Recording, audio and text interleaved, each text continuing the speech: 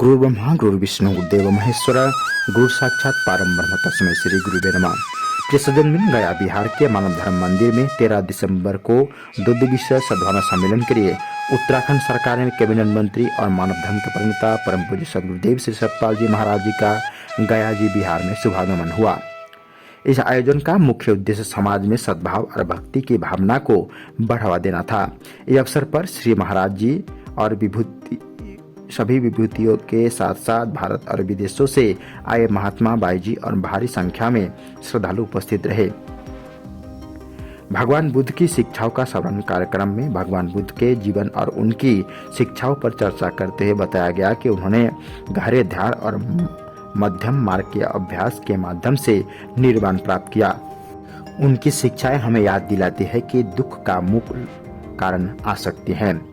आंतरिक शांति सजगता नैतिक जीवन और करुणा के माध्यम से प्राप्त की जा सकती है। आत्म साक्षात्कार की ओर जीवन का सार वक्ताओं ने इस बात पर जोर दिया कि अब अक्सर दुख के समय ही ईश्वर को याद करते हैं, लेकिन वास्तविक बुद्धिमानी उन्हें सुख और दुख दोनों में याद रखने में ही है। आत्म साक्षात्कार की शुरुआत स्वयं को जानने से होती है। सचेत जागरूकता और समय के सही उपयोग से ही हम आंतरिक शांति और सच्ची मुक्ति की ओर बढ़ सकते हैं। इस गरिमामयी अवसर पर बिहार विधानसभा के माननीय अध्यक्ष डॉक्टर प्रेम कुमार और गया जिला परिषद की अध्यक्षा श्रीमती नैना कुमारी जी भी विशेष रूप से उपस्थित रही। इस दिन 14 दिसंबर को सम्मेलन के दूसरे दिन महात्माओं और भाइयों द्वारा ज्ञानवर्धक प्रवचन दिए गए। इसके साथ ही सांस्कृतिक कार्यक्रमों का आयोजन हुआ, जिसमें बिहार की समृद्ध सांस्कृतिक विरासत और लोक कलाओं का सुंदर प्रदर्शन किया गया। श्री सतपाल जी महाराज अपने संदेश में सभी को महान गुरुओं और संतों द्वारा दिखाए गए मार्ग से सीखने का आग्रह किया।